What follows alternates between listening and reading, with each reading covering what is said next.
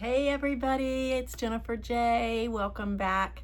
I'm so glad you're joining me for Trusting God One Step at a Time. I am sorry that I was not here last week. I had an emergency situation.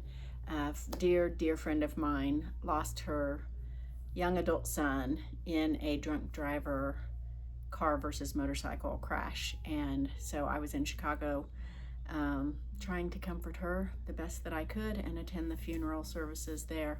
So I do apologize that I missed getting the recording done, but that just couldn't be helped at that time. So I am back and still keeping her in prayer if you would too. Her name is Sue. Her husband is Jerry. If you know them, you know, but if you don't know them, please just lift them in prayer as they have lost their oldest child. So today, though, I was going to talk to you about what was talked about in church. It wasn't our pastor today. It was a guest speaker. It was Bishop Paul S Morton. So if you know him, if you don't, you might look him up because I hear that he's got some really great stuff out there. And so, in fact, I plan to watch later. We have two services at our church, an 8 o'clock and a 10:45. And he preached two different sermons today, and I heard that the 8 o'clock was really good also, and that I should go back and watch it. So I plan to do that. But for today, I wanted to talk to you about what he talked about, because he gave a different spin, a different idea that I'd never thought about before to the story of the boy with the 2 fish and 5 loaves. And so you may have heard this story or you may not have, but we're going to talk about it today, so you will have heard it. It's in the Gospel of John, which, if you remember, if you have your Bible, the way to find John, if you split your Bible right in half, you should be in Psalms. Look at that, I'm in Psalms. And then if you split it in half again, you should be in John. So the Gospel of John, that's how you can get to John in the New Testament. But it's going to be in chapter 6, and I know I haven't talked about this in a long time, but I'll say it for those of you that might be new to the channel. But the 6 represents the big number, and then if I say 12, that's going to be the little number. In this case, it's going to be 9, but 6, 9. So it's written at the top of my page. I'm going to try and show you. This says 6, 7 because that's where the page starts, but that's how it's written. John 6:7. The 6 represents the chapter of the gospel or the book of the Bible, and then the 7 represents the verse number. So every verse, which is typically about a sentence, sometimes too long, is numbered in the Bible. So it wasn't like that in the original written word, right? But as we've evolved and as things have, technology has improved and all sorts of things, they have done that so that you can easily find scripture.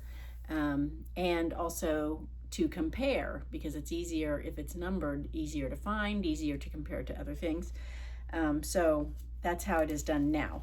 But in chapter 6 of the Gospel of John, I'm going to read this little story to you before we talk about it, just because I know there's some of you watching that have not heard it. So I'm going to talk about it now. It says, "After these things, Jesus went over the Sea of Galilee, which is the Sea of Tiberias, and a great multitude followed him, because they saw his miracles, which he did on them that were diseased. And Jesus went up into a mountain, and there he sat and with his disciples. And the Passover, a feast of the Jews, was nigh." That just means it was coming up. "When Jesus then lifted up his eyes and saw a great company come unto him, he said unto Philip, Whence shall we buy bread that these may eat? And this he said to prove him, for he knew what he would do." This is written in Old English, so I apologize. This is the King James Version. So what that just means is he's asking Philip. Philip was one of the disciples, right? He's asking him, where will we buy bread for all of these people? And he didn't say that because he didn't know. He said that to test him. And so Philip answered him, 200 pennyworth of bread is not sufficient for them, that every one of them may take a little. Now, 200 pennyworth of bread in that time is about $35 in US American dollars. So it is not much.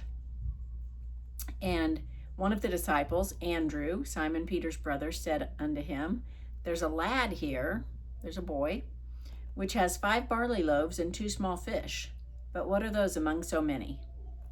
And Jesus said, "Make the men sit down."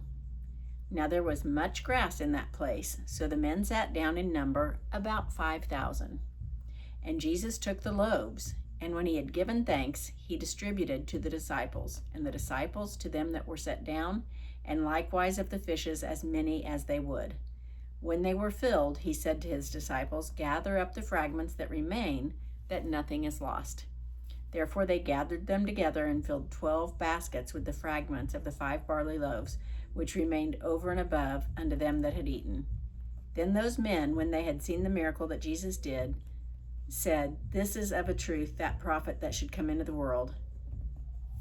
So I'm going to stop there, but I want you to think about, so Jesus has been preaching all day. There were 5,000 men there. That does not count women and children, because the language, I think I've told you that this many times, but the original language differentiates if it's men as in mankind, meaning all genders, or if it's men as in the male species. So this one is talking about men. So if that was just the men, there were also women, there were also children. And so there were a lot of people, and we could estimate there might have been at least 15,000. Surely not every man had a wife there, but surely there were women there that didn't have husbands as well, and surely there were many children. So there may have even been more than 15,000. We don't know. It's not the point of the story. There were a lot of people, that's the point. And there were 2 fish and 5 loaves and a lot of people. And so when the pastor talked about this, he said, his title of his sermon was "Ridiculous Faith Produces Ridiculous Blessings." And so he was talking about this little boy that had 2 fish and 5 loaves. Now, how did they know that? There's 5,000 men there, plus all these other people, right? The women and children. So how did they know that this one little boy had this lunch? The pastor surmised that perhaps the little boy, he knew he was hungry. He'd been there all day. But what about Jesus? He'd been teaching all day and preaching all day, and he must surely be hungry. And so he said he was taking his lunch to give it to Jesus. So you could just imagine that. Now, the Bible doesn't tell us that that is what happened, but that made sense to me. And I thought, oh, that makes sense. Here's a little boy, because kids are so generous and so loving and caring about other people. And I substitute teach at the schools, and I could so see that happening. If one of the kids thought that I was hungry, they would totally give me their lunch. And so I thought that is a real possibility of what happened. So let's just imagine that it went that way. The little boy goes up to Andrew and says, "I want to give the teacher my lunch. I want him to have something to eat."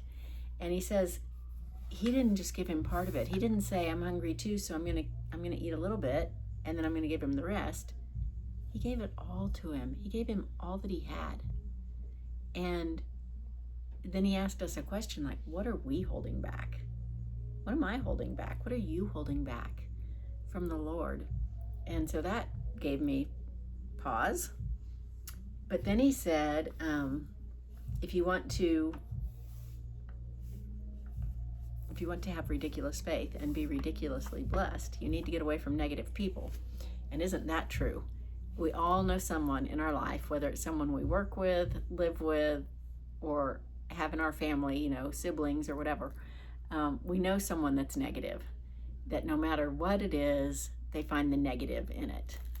And I always try to reframe that for people when they say it negative. I'm guilty of it too, because my husband will reframe it for me sometimes, and I have to go, oh, yeah, I didn't mean that to sound negative.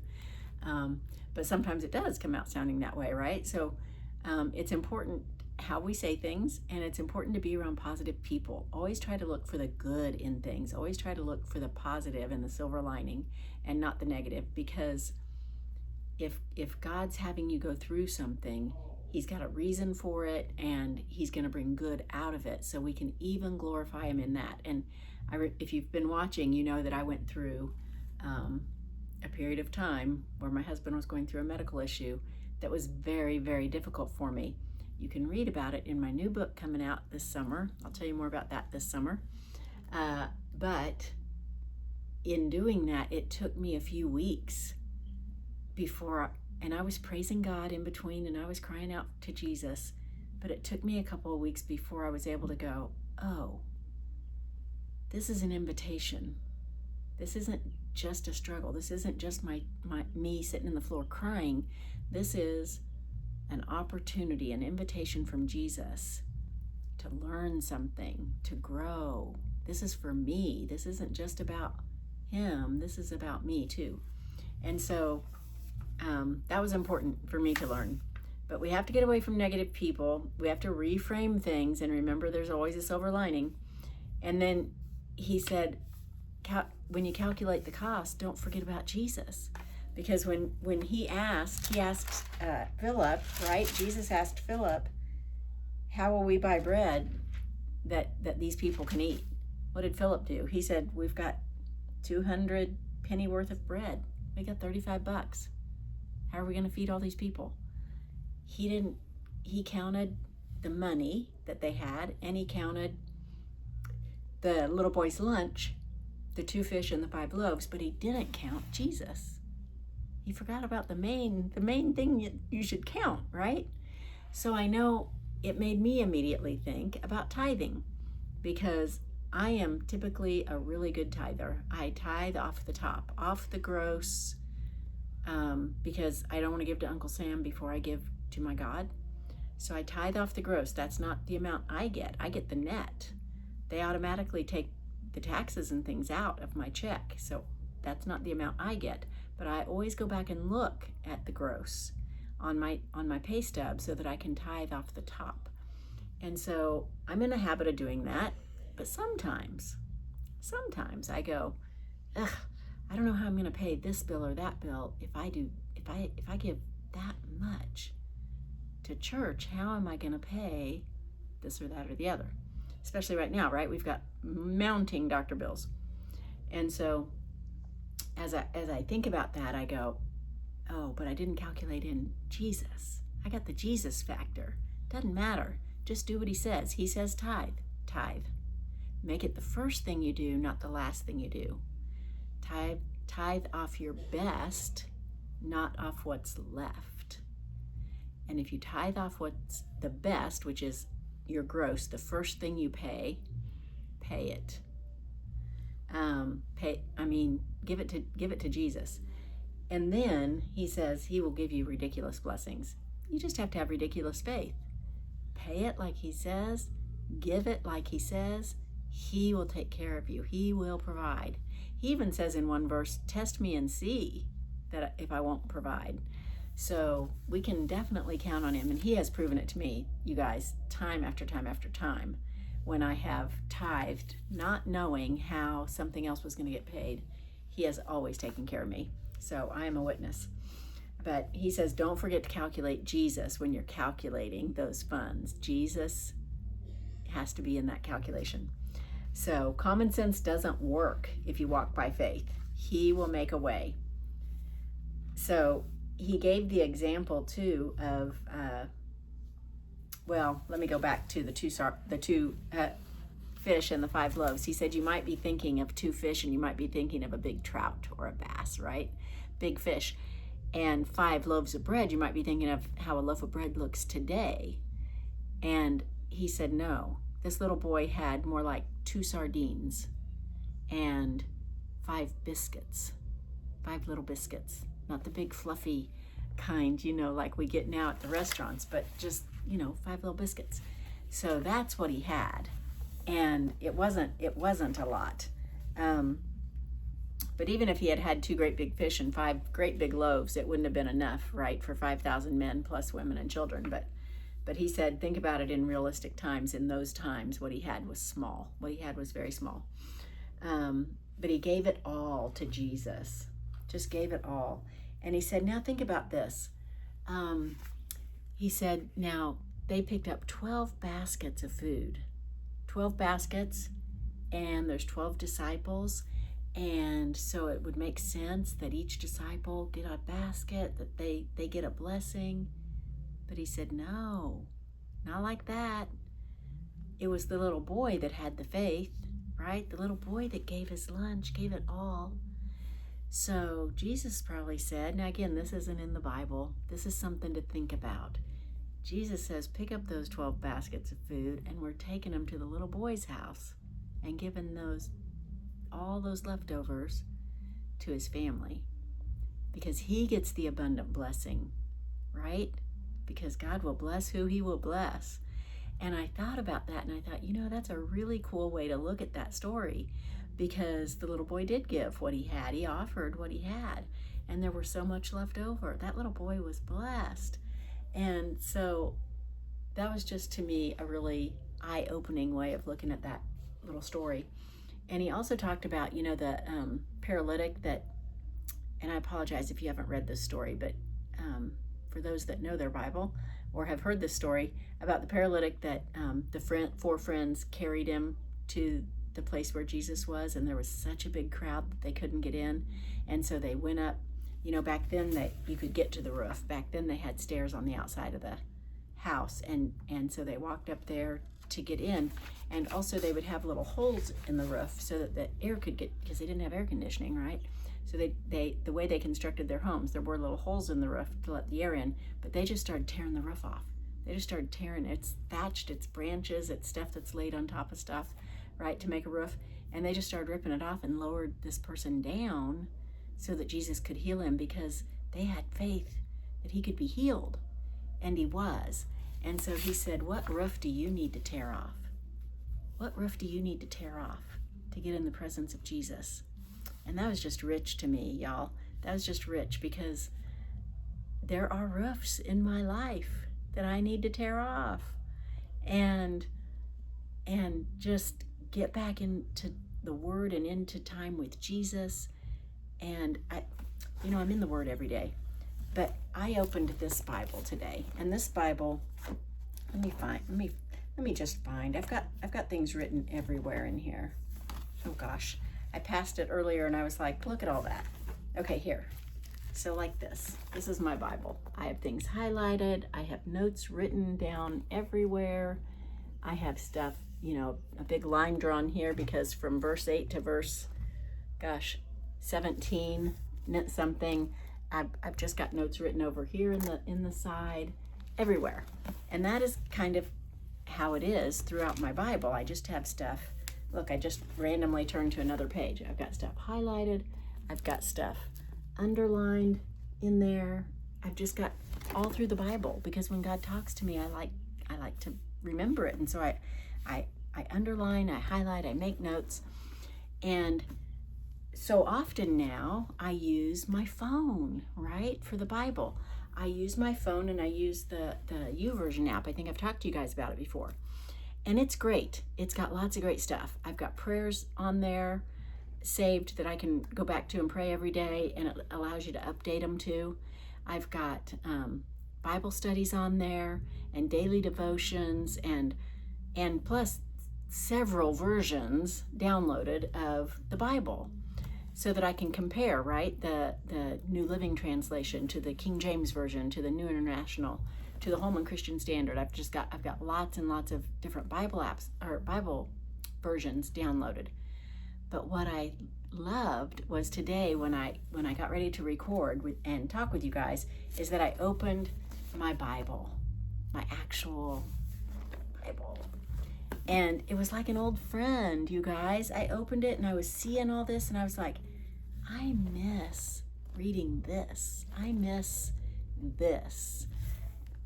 I read a study today, this week, about ChatGPT and how it strokes your ego. It always wants people to be happy, so it recognizes what you like, and then it gives you more of that. And it was talking about how dangerous that is with the Bible, with AI, with the Bible, because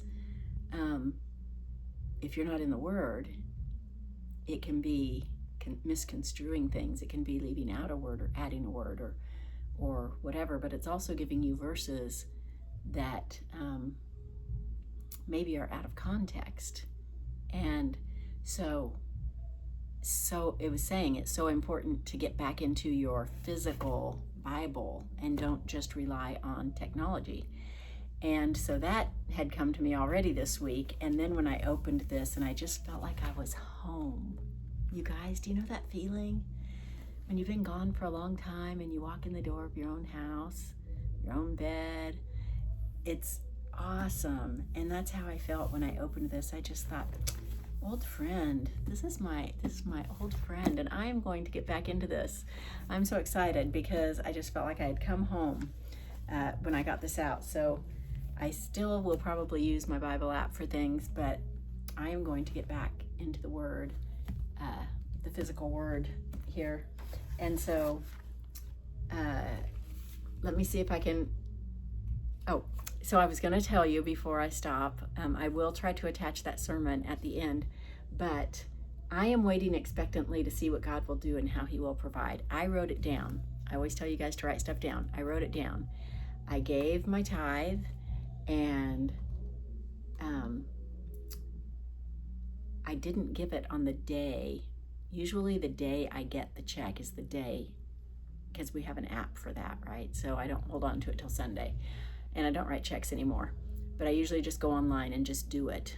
So it's done and I don't forget. And this time I didn't. I kind of held on to it for a minute and went, let me see how this kind of pans out. It's unusual for me, but it's also what I did. So I'm just gonna be honest. We have a lot of doctor bills piling up, and this sermon really spoke to me. And I thought, you know what? I can't. That's God's. It's not mine. And so I gave the tithe.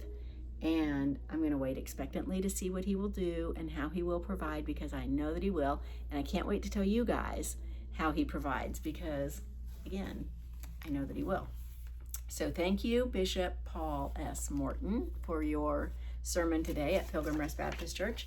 And I will attach that for you guys at the end here. And if you haven't subscribed yet, would you please do that, and maybe share this also so that some of your friends can start following as well. I would just love to get God's word into the hands of more people. So thanks for watching, and thanks for jaywalking with me, staying in step with God, one step at a time. Thanks. See you later.